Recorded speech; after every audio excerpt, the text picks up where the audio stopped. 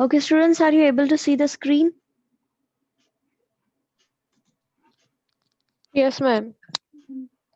Okay, if you have any problem regarding yesterday's topic, you can ask me.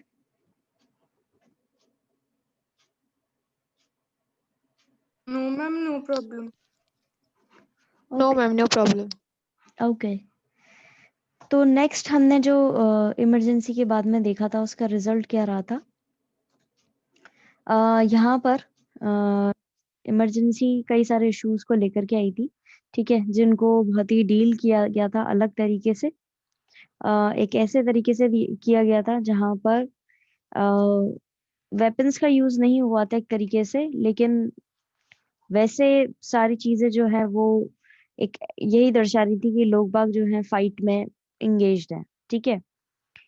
और इस chapter में हमने ये देखा कि अभी तक ये देखा है कि किस तरीके से रूटीन फंक्शनिंग जो थी डेमोक्रेटिक गवर्नमेंट की वो डिस्टर्ब हो गई थी, क्योंकि लगातार पॉलिटिकल प्रोटेस्ट चल रहा था पार्टीज के द्वारा और ग्रुप्स के द्वारा। और ये क्या इसमें क्वेश्चंस उठते हैं कि क्या ये करेक्ट बैलेंस हो सकता है दोनों के बीच में? क्या सिटीजन्स को पूरी तरह से फ्रीडम दे देनी चाहिए कि भाई वो जैसे भी उनकी मर्जी हो उस तरीके से प्रोटेस्ट एक्टिविटी में इन्वॉल्व हो जाए, या फिर उनको इस तरह का बिल्कुल भी राइट नहीं देना चाहिए, या फिर उनके ऊपर उनकी प्रोटेस्ट के ऊपर कुछ लिमिट्स लगानी चाहिए? इस तरह के क्वेश्चंस जो है अब हमें जानने को मिलेंगे, ठीक है। अब पढ़ते हैं next paragraph line to line. However, the critical years of emergency brought many issues that have not been adequately grappled with. अभी तक का ये जो इमरजेंसी का हमारा वो रहा है टाइम पीरियड, इसके बाद में कुछ इस तरह के इश्यूज अराइज हुए हैं जिसमें पूरी तरीके से डील नहीं कर पाए हैं हम इन इश्यूज, मतलब इन सिचुएशन से जहाँ पे लोग बाग एक क्लोज फाइट में इन्वॉल्व हो जाते हैं बिना वेपन्स और बिना किसी आर्म्स के।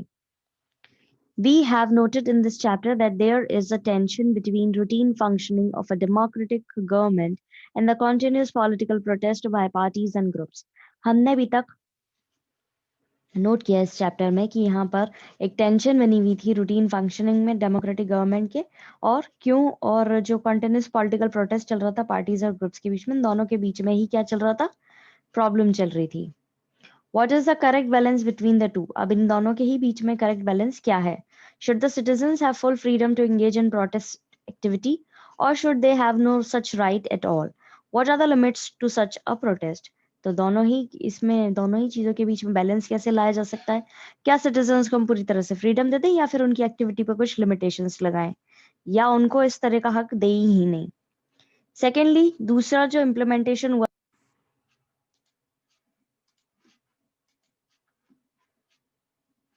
students, are you able to see the screen? Yes, ma'am. There was a network issue Yes, ma'am. because of which I was logged out. Okay, तो हम सेकेंड पैराग्राफ पे थे और इमरजेंसी रूल के बाद में ये समझ में आ गया था उन लोगों को कि एक्चुअल इम्प्लीमेंटेशन जो हुआ था इमरजेंसी रूल का, वो किसकी हेल्प से हुआ था? पुलिस और एडमिनिस्ट्रेशन की हेल्प से हुआ था। ये सिचुएशंस जो है इंडिपेंडेंटली काम नहीं कर सकती थी, ठीक है। इनको पॉलिटिकल इंस्ट्रूमेंट की तरह यूज कर रही थी रूलिंग पार्टी, ठीक है।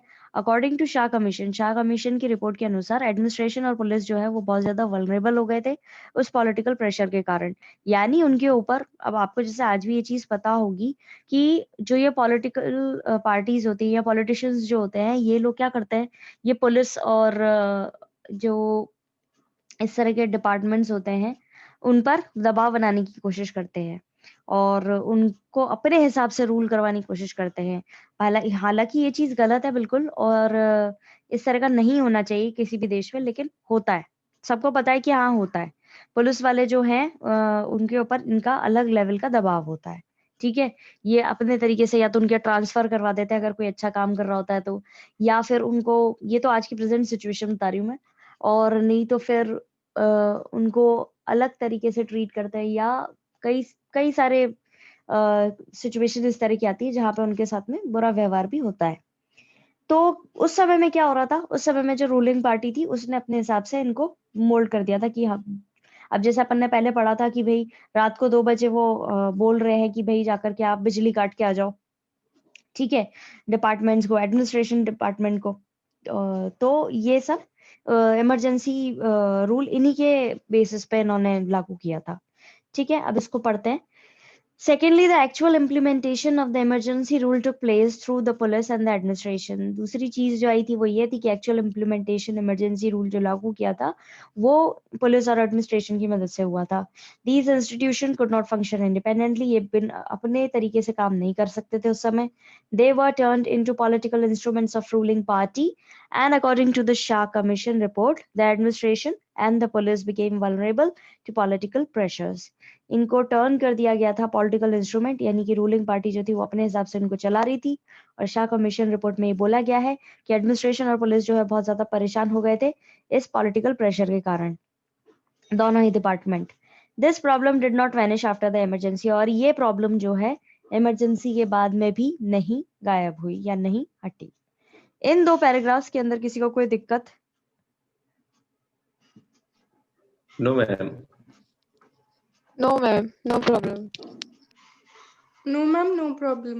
Okay, then politics after emergency. Emergency के बाद में क्या इन्होंने राजनीति अपनाई थी, क्या चीजें हुई थी? सबसे वैल्यूबल और लॉन्ग लास्टिंग चीज जो रही थी वो थी इमरजेंसी से सीखा हुआ लेसन, कि इमरजेंसी जब खत्म हो गई थी तब दोबारा लोकसभा के इलेक्शन अनाउंस हुए। ठीक है, और 1977 में ये इलेक्शन जो है एक अलग तरह का जो एक्सपीरियंस हुआ था इमरजेंसी के दौरान, उसका रिजल्ट बहुत ही डिफरेंट हुआ इन इलेक्शंस में। नॉर्थ इंडिया के अंदर इमरजेंसी का बहुत स्ट्रॉन्ग इफेक्ट रहा था, इसीलिए वहां पर इसके जो रिजल्ट्स थे वो बहुत ही डिफरेंट थे। ऑपोजिशन जो है इलेक्शन लड़ने के लिए उन्होंने अपना स्लोगन दिया सेव डेमोक्रेसी, और लोगों ने इमरजेंसी के खिलाफ बहुत ज्यादा अपना वर्डिक्ट दिया एक अलग तरीके से, कि वो बिल्कुल भी खुश नहीं थे इस इमरजेंसी से।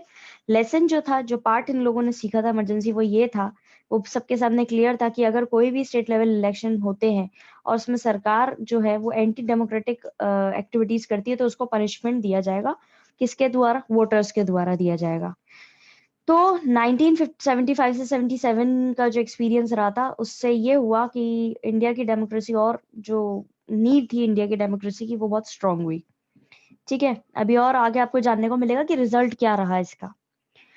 The most valuable and lasting lesson of the emergency was learned as soon as the emergency was over and the Lok Sabha elections were announced. सबसे इम्पोर्टेंट और लास्टिंग लेसन ये रहा था इमरजेंसी का कि लोगों ने सीखा था इससे, और इमरजेंसी जैसे ही खत्म हुई लोकसभा इलेक्शन अनाउंस कर दिए गए, जो कि पहले पोस्टपोन कर दिए गए थे इमरजेंसी के चक्कर में। इमरजेंसी 18 मंथ्स तक रही थी। The 1977 elections turned into a referendum on the experience of emergency, at least in North India, where the impact of emergency was felt most strongly. अब 1977 के अंदर जो इलेक्शंस होने थे, ठीक है, वहां पे डायरेक्ट यूनिवर्सल वोट की जो पद्धति थी वो अपनाई गई थी। ठीक है, एक ऐसा रेफरेंडम लेके आया गया था इमरजेंसी के एक्सपीरियंस के बाद में, और स्पेशली नॉर्थ इंडिया के अंदर जो इमरजेंसी का इफेक्ट रहा था वो बहुत ज्यादा था, तो वहां तो ये चीज होनी थी। The opposition fought election on the slogan of save democracy. अब opposition ने election लड़े किस slogan को देते हुए? कि democracy को बचाओ, save democracy, जनतंत्र को बचाओ। The people's verdict was decisively against the emergency. People verdict यानी लोगों का जो result था वो पूरी तरीके से खिलाफ था emergency के। The lesson was clear and has been reiterated in many state level elections thereafter. Governments that are perceived to be anti-democratic are severely punished by the voters. जो lesson लोगों ने सीखा था वो clear था, और कई सारे उसमें ये साफ दिखाया जा रहा था कि स्टेट लेवल इलेक्शंस में दिख रहा था वो उनका रिजल्ट, कि सरकार अगर कोई भी एंटी डेमोक्रेटिक एक्शन करती है तो उसको पनिशमेंट मिलेगा। ठीक है, वोटर्स के द्वारा। In this sense the experience of 1975-77 ended up strengthening the foundations of democracy in India. इस सेंस में हम कह सकते हैं कि 1975 से 77 का जो एक्सपीरियंस रहा था उससे हमारी डेमोक्रेसी की नींव को मजबूती मिली इंडिया के अंदर। अब है लोकसभा इलेक्शंस 1977, यानी लोकसभा के जब चुनाव हुए 1977 में तो उसका रिजल्ट रहा। इन जनवरी 1977 में 18 महीने बाद, इमरजेंसी के 18 महीने बाद इलेक्शन जो है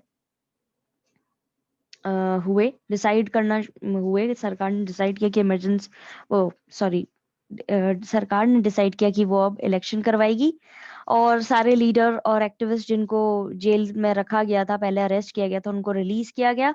इलेक्शन हुए मार्च 1977 में, जनवरी में डिसाइड किया, मार्च में इलेक्शन हो गए। इससे ऑपोजिशन के पास में बहुत कम समय बचा था, लेकिन पॉलिटिकल डेवलपमेंट जो है वो बहुत ज्यादा जोरों पे काम कर रहा था। मेजर अपोजिशन पार्टीज जो थी वो अभी भी प्री इमरजेंसी पीरियड से निकल चुकी थी, ठीक है, क्लोजर थी उस चीज में, और अब वो सब साथ में आ गए थे इलेक्शंस लड़ने के लिए। उन्होंने एक नई पार्टी बनाई जिसका नाम दिया गया जनता पार्टी, और ये नई पार्टी जो है एक्सेप्ट की इन्होंने लीडरशिप किसकी, जयप्रकाश नारायण की। कुछ लीडर्स जो थे कांग्रेस के जो खुश नहीं थे इमरजेंसी से, उन्होंने भी ये नई पार्टी ज्वाइन कर ली, और बाकी कांग्रेस के लीडर्स जो थे वो बाहर आए, ठीक है। उन्होंने एक अपनी अलग पार्टी बनाई, किसकी लीडरशिप के अंडर, जगजीवन राम की लीडरशिप के अंडर, और उस पार्टी को नाम दिया गया द कांग्रेस फॉर डेमोक्रेसी, और बाद में वो मर्ज कर दी गई जनता पार्टी के अंदर ही, क्योंकि इनकी और उनकी जो सोच थी, विचारधारा थी, वो बिल्कुल सिमिलर थी। अब पढ़ते हैं इसको। In January 1977, after 18 months of emergency, the government decided to hold elections. जनवरी 1977 के अंदर 18 महीने इमरजेंसी के बाद में सरकार ने डिसाइड किया कि इलेक्शन करवाएगी। Accordingly all leaders and activist were release from jail. इसी के हिसाब से ही सारे लीडर्स और एक्टिविस्ट को जेल से छोड़ दिया गया। इलेक्शंस वर हेल्ड इन मार्च 1977। मार्च के अंदर इलेक्शन हुए। This left the opposition with very little time but political developments took place very rapidly. इससे बहुत कम समय बचा। जनवरी में डिसाइड किया, मार्च के अंदर इलेक्शन थे, बहुत कम समय बचा था लोगों के पास में प्रिपेयर करने के लिए, लेकिन वहां पर काम जोरों पर चल रहा था। The major opposition parties had already been coming closer in the pre-emergency period. जो बड़ी opposition parties थी, जो कांग्रेस के खिलाफ की opposition parties थी, वो बहुत ही अमेजिंग तरीके से काम कर रही थी और इस प्री इमरजेंसी पीरियड के अंदर now they came together on eve of elections, और अब वो सब साथ में आ गए इलेक्शंस की टाइम पे। फॉर्म्ड अ न्यू पार्टी, उन्होंने नई पार्टी बनाई नोन एज जनता पार्टी, और उस पार्टी का नाम दिया जनता पार्टी। याद रखेंगे आप लोग, पार्टी का नाम जनता पार्टी था जो उन्होंने बनाई थी। The new party accepted the leadership of Jayaprakash Narayan. ये नई पार्टी जो बनाई थी जनता पार्टी, इसकी लीडर थे Jayaprakash Narayan. Some leaders of the Congress who were opposed to the emergency also joined this new party. कुछ leaders जो opposition में थे इस emergency के, कांग्रेस के ही leaders थे, जो जिनको पसंद नहीं आई थी इमरजेंसी लागू जब हुई थी, तो वो भी बाहर आ गए। उन्होंने भी दूसरी पार्टीज ज्वाइन कर ली, ठीक है। ये नई पार्टी जो बनी थी जनता पार्टी, वो ज्वाइन कर ली। Some other Congress leaders also came out and formed a separate party under the leadership of Jagjivan Ram. कुछ और लीडर्स भी बाहर आए, उन्होंने नई पार्टी बनाई और लीडर रहे उन पार्टी के Jagjivan Ram. This party named as Congress for democracy. इस पार्टी का नाम रखा गया Congress for democracy. Later merged with Janata party, और बाद में वो मर्ज हो गई जनता पार्टी के साथ में। किसी को भी कोई दिक्कत हो, अभी जो हमने 2 पैराग्राफ्स पढ़े हैं, तो आप लोग पूछ सकते हैं।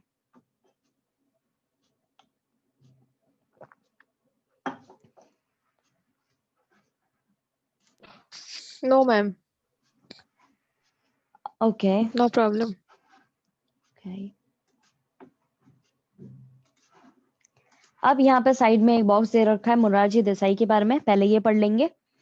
Morarji Desai 1896, born in 1896 and died in 1995.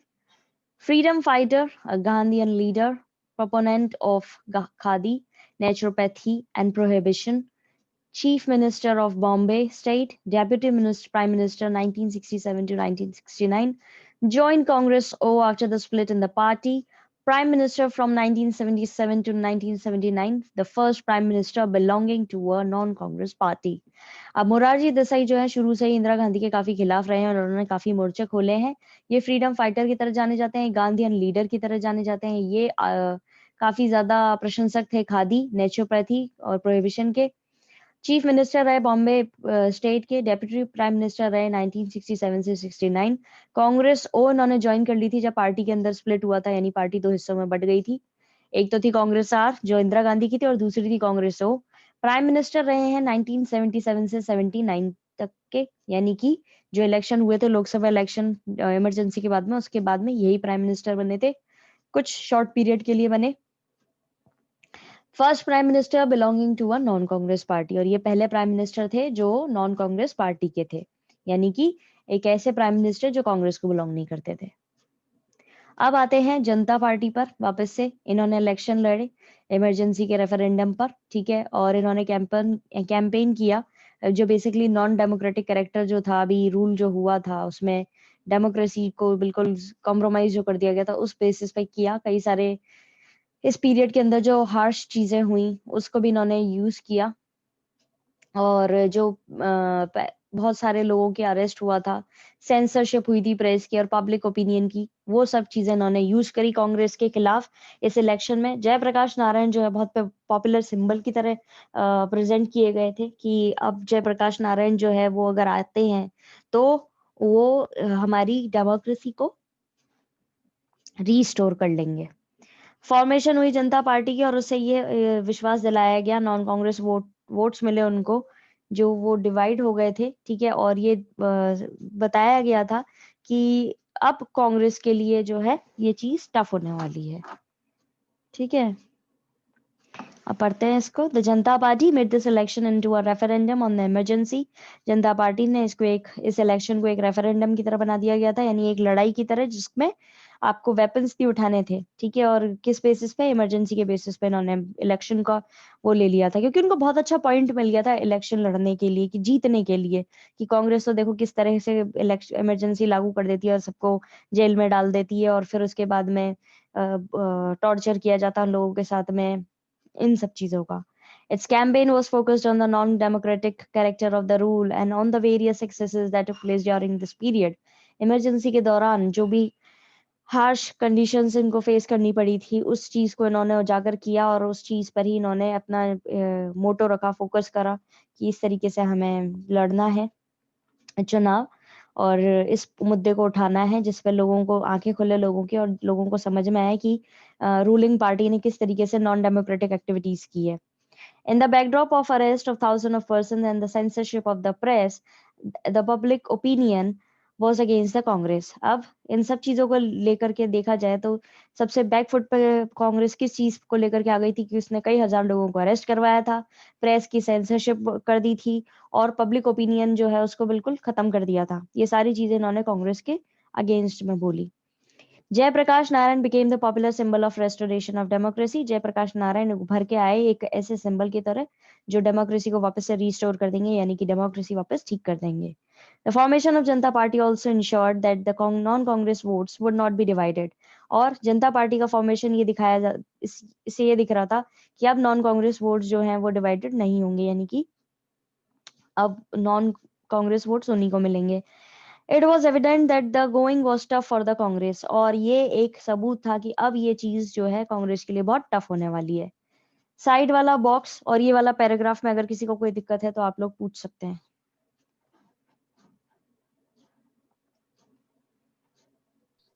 No, ma'am, no problem. Okay No, ma'am, no problem. Okay okay. अब फाइनल रिजल्ट्स जो हैं वो एक सरप्राइज की तरह आने बचे थे। पहली बार जो है इंडिपेंडेंस के बाद में कांग्रेस पार्टी जो है बहुत बुरी तरह हारी लोकसभा इलेक्शन में। कांग्रेस को सिर्फ 154 सीट्स मिली लोकसभा में और इसका पॉपुलर वोट जो था वो 35% से भी कम था।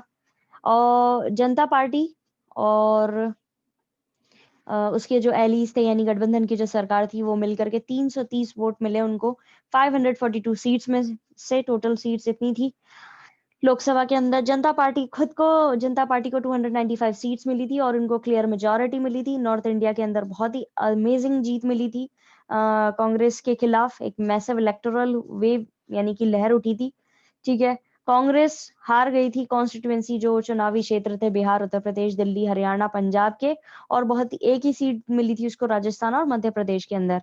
इंदिरा गांधी को बहुत बड़ी हार मिली थी। इंदिरा गांधी खुद हार गई थी रायबरेली के अंदर और उनके जो बेटे थे संजय गांधी वो हार गए थे अमेठी के अंदर। Yet the final results took everyone by surprise. जो final result आ रहे थे उससे सब surprise हो गए। For the first time since independence, the Congress party was defeated in the Lok Sabha elections. पहली बार आजादी के बाद पहली बार कांग्रेस पार्टी को हार मिली थी लोकसभा इलेक्शन में। The Congress could win only 154 seats in the Lok Sabha. Congress को मिली थी सिर्फ 154 सीट्स लोकसभा के अंदर। Its share of popular votes well to less than 35%। इनका जो शेयर था पॉपुलर वोट्स का वो कम होकर के 35% ही रह गया था। The Janata Party and its allies won 330 out of 542 seats in the Lok Sabha. इनकी जनता पार्टी को 330 सीट्स मिली थी 542 सीट्स में से, वो भी गठबंधन की सरकार थी, यानी दूसरी पार्टीज भी इनके साथ में थी। जनता पार्टी itself won 295 सीट्स। जनता पार्टी खुद को 330 में से 295 सीट्स इनकी ही थी सिर्फ, and thus enjoyed a clear majority। इसीलिए इन्होंने क्लियर बहुमत हासिल कर ली थी। In North India, it was a massive electoral wave against the Congress। North India के अंदर बहुत बड़ी लहर उठी थी कांग्रेस के अगेंस्ट में। The Congress lost in every constituency in Bihar, Uttar Pradesh, Delhi, Haryana and Punjab and could win only one seat each in Rajasthan and Madhya Pradesh। अब ये जो स्टेट्स थी बिहार, उत्तर प्रदेश, दिल्ली, हरियाणा और पंजाब, यहाँ पर इनकी हर एक चुनावी क्षेत्र में ये हार गए थे। साथ ही साथ इनको सिर्फ एक सीट मिली थी राजस्थान में और एक सीट मिली थी मध्य प्रदेश में।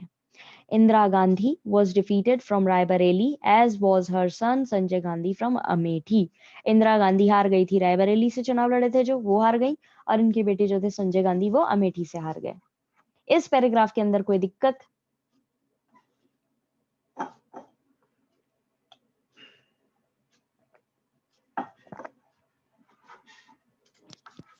No, ma'am.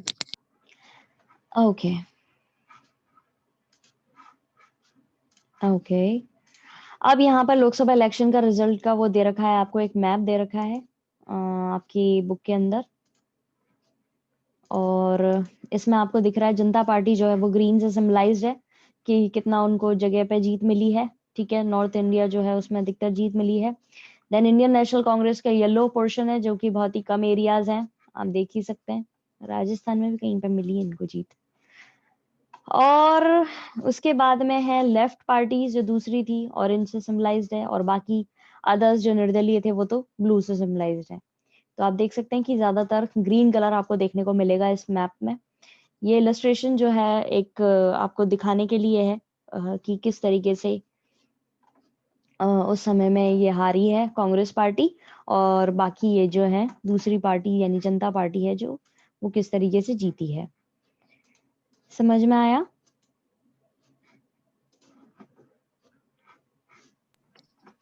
Yes, ma'am. So that's it for today. We will continue this chapter in our next class, which will be on Monday, and we'll complete this part as well. Now I'm going to send you a link for your history class because we are running out of time. Okay? Okay, ma'am. Thank you, ma'am. Welcome.